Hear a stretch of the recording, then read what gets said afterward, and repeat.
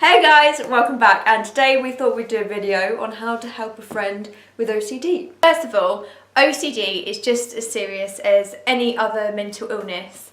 The term does tend to be thrown around a little bit, I think not on anyone's part, like just by accident. But I used to fling it around. Oh my god, I did as well. Like, oh yeah, I'm a bit OCD. Like, but if you actually have OCD, which is a serious mental health issue, it's something that torments the person's mind. I used to fling it around until I got it. Yeah, and I was like, I actually have it. No, what is it?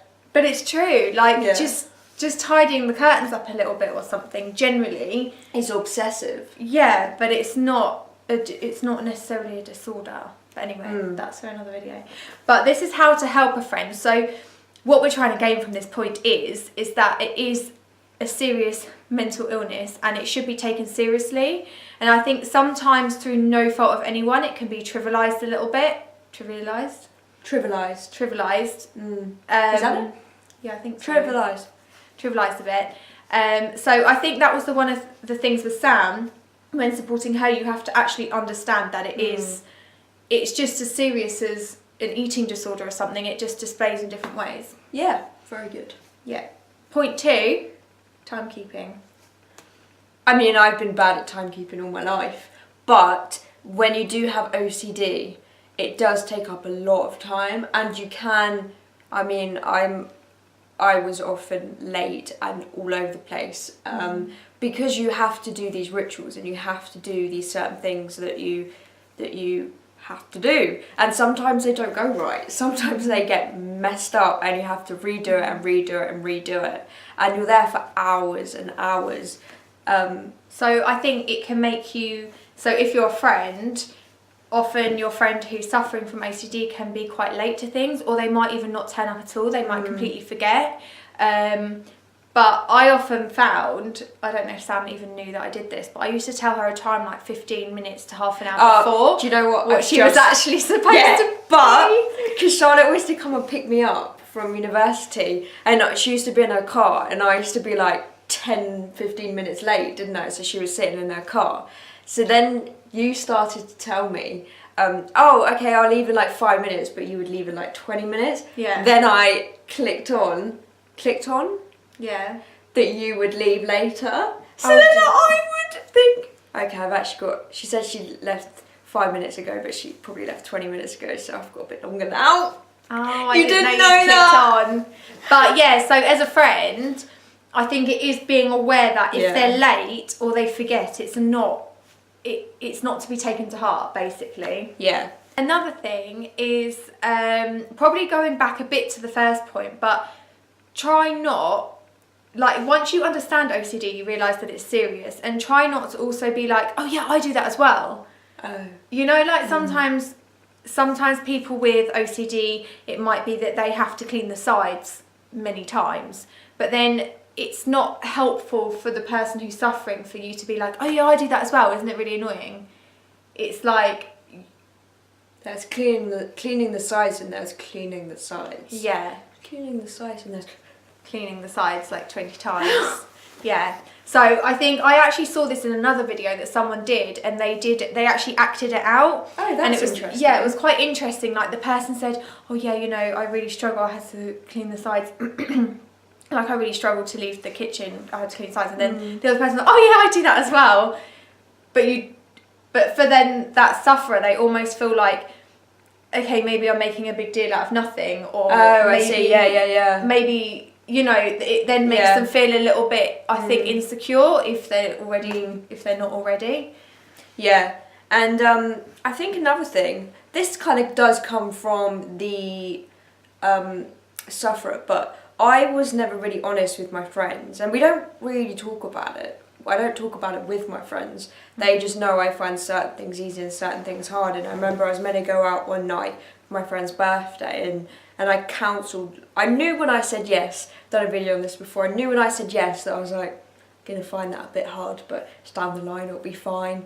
And then it got to the day and I was like, oh my god, I can't do it. So then I messaged her like last minute and was like, I'm so sorry, I can't make tonight. Some rubbish excuse. And then I think she was a bit upset, she was a bit kind of annoyed, which is totally understandable because she booked a table and stuff. And then a couple of days later I was honest with her and she was like, mate, why didn't you say? She was like, it's fine, like don't worry about it.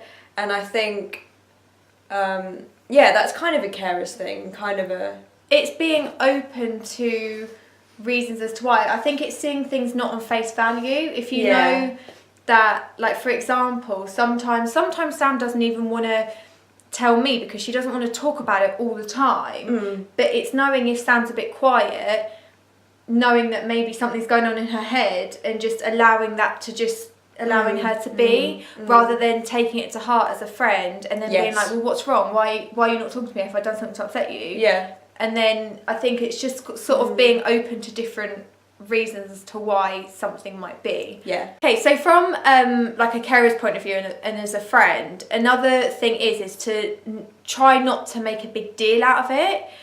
So generally the sufferer will come to you if, like, to talk about it if you're open to it. Yeah. So if they want to talk about it, they'll come to you and talk about it.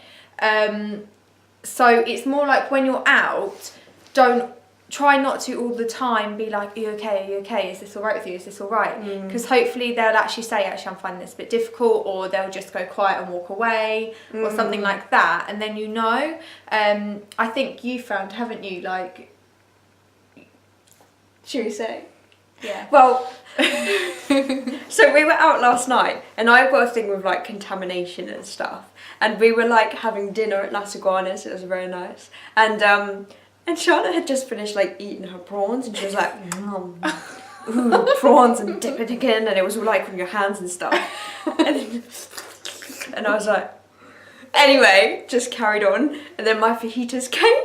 And Charlotte's really nosy with food and stuff. So like my fajita bowl came and had like a plate on it, and she was like, ooh, do you have fajitas?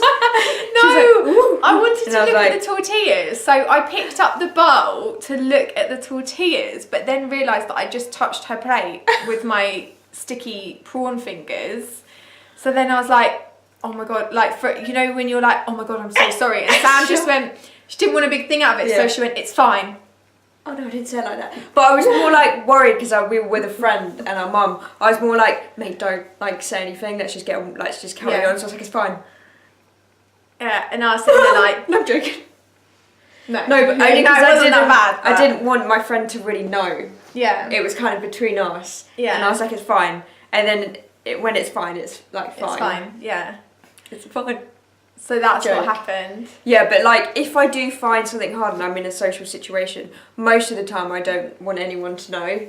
Like I just want to get on with it. Like just challenge it. And I often find when I do talk about it after, like sometimes you or my mum or my boyfriend will be like, what did you find hard about that?